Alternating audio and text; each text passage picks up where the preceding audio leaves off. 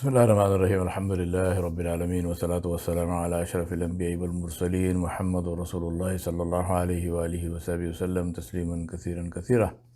Amma ba'du, my dear brothers and sisters, we are looking at the issue of developing taqwa. And I said, as I mentioned to you and remind myself and you, the Ramadan al-Kareem came to assert this, to show this, and to reinforce this. So let us take this opportunity to do two things. One is to assess ourselves and say, what is the level of my taqwa, as demonstrated and as seen by my actions, because that's the only thing which counts with Allah subhanahu wa ta'ala on the Day of Judgment. It's not all the talk we do. It is what do we act, how do we act. So let us make an assessment, let us assess ourselves and say, what is my life showing?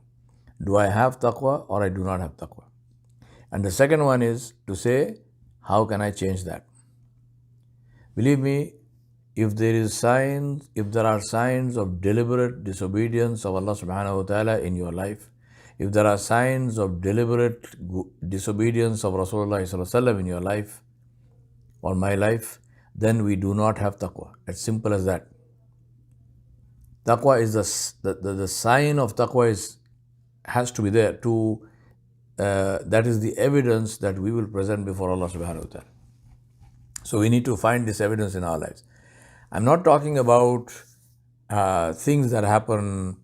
For example, if I'm praying 5 times a day, but the quality of my salah is, it's full of forgetfulness and this and that and so on and so on. I'm not talking about that. I'm saying somebody who deliberately does not pray.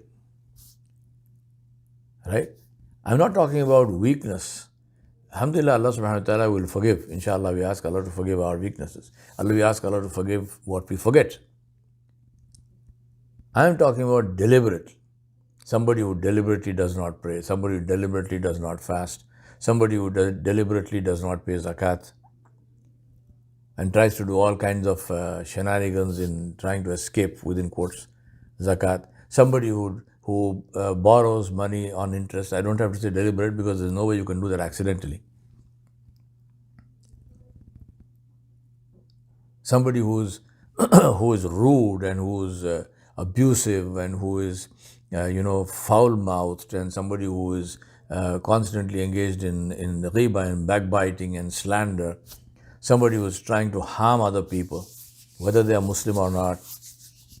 All of these things are signs of the absence of taqwa. So let us use this time in Ramadan to assess ourselves and say, what is the evidence that I am going to show to Allah subhanahu wa ta'ala that I was a person of taqwa and I was trying my best to be a better person of taqwa. Inshallah, this is sufficient.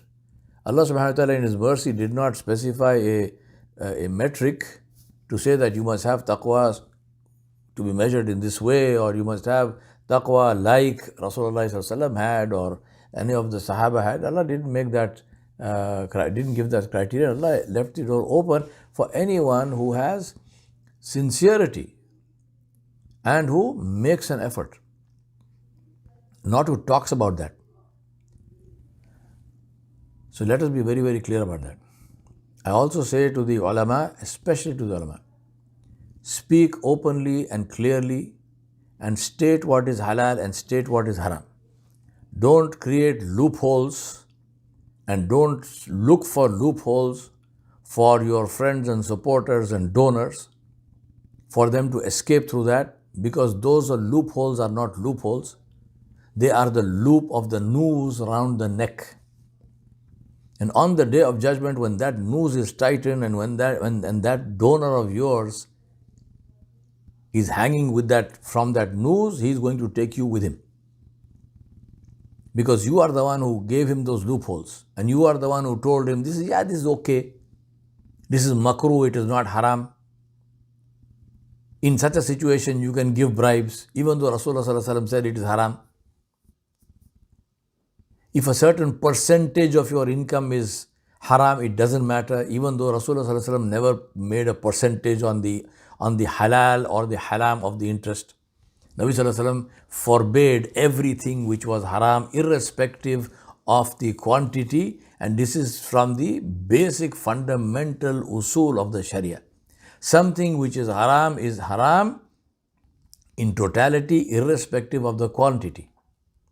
But we have chosen to make some things less and more haram. The same people who are giving fatwa to say that up to 15% of haram income in your overall income is okay, up to 20%, up to 30% of haram in your income combined with halal is okay. Ask those same people, how much pork can I eat? Ask the same people. I'm not eating pork day and night, but if I'm eating 3 meals a day, can I eat pork in one meal? That is 30%, 33%, right? Can I eat pork once in a week? Can I eat pork once in a month? Same people, ask them this. Tell me, give me a fatwa. You're giving me a fatwa here saying so much haram is permissible. Give me a fatwa saying so much of pork is permissible. We have made the choices. We have made borrowing on interest less blameworthy than eating pork because we don't like to eat pork anyway. Whereas Allah subhanahu wa ta'ala did not declare war on the one who eats pork, whereas Allah subhanahu wa ta'ala declared war on the one who deals in interest. Tobacco products, cigarettes, bidis, gutkhas, all the stuff, right? Addictive, harmful, severely harmful. But we say, no, it's makruh. As if to do something makruh is a good deed, is a hasana. Why? Because the people who are giving these fatwas, you must ask them to show you their, most of them don't keep account, but if they did, ask them, who are your donors? And you have the answer. Speak the truth, because on the day of judgment, you will be called to account. If you hide the truth, if you manipulate the truth, if you use the knowledge which Allah subhanahu wa ta'ala gave you to create loopholes for people who are indulging in haram to escape, believe me, they will not escape and you will not escape. Because on the day of judgment, they are going to call you before Allah subhanahu wa ta'ala and they are going to say, I did what this man or this woman, within quotes, permitted me to do. Please understand, you have no authority whatsoever to permit what Rasulullah sallallahu alaihi wasallam forbade. You have no authority whatsoever to permit what Allah subhanahu wa ta'ala forgave. You have no authority whatsoever to prohibit what Allah subhanahu wa ta'ala and His Messenger sallallahu alaihi wasallam permitted. Speak with courage and inshallah Allah subhanahu wa ta'ala will stand with you. Your provider is Allah, not your donor. If the donor is doing something wrong, point your finger and tell him what you are doing is haram. Don't make the ta'wil to say, well, even if he is doing haram, what he is donating to me, after all, is a gift for me and gift is halal, so therefore I can take it. Even if you take it, at least tell him that you are going into the hellfire if you continue with this.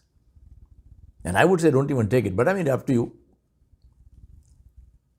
My brothers and sisters, please understand this. And that's why I keep saying, don't make money out of Islam, because the first thing it does is it hangs you.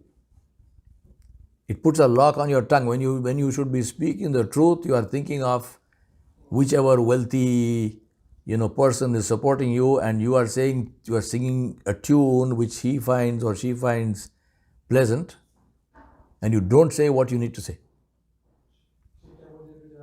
Please speak the truth. Fear no one except Allah subhanahu wa ta'ala. Because on the day of judgment, that person is not going to take your hisab. Allah is going to take your hisab. We ask Allah subhanahu wa ta'ala to be pleased with you and never to be displeased, and to protect you from yourself and protect me from myself and protect all of us from ourselves and from shaitan. Wa sallallahu ala nabiyil kareem wa ala alihi wa sahbihi ajmain bi rahmatika ya arhamar rahimin walhamdulillahi rabbil alamin. Wassalamu alaikum wa rahmatullahi wa barakatuh.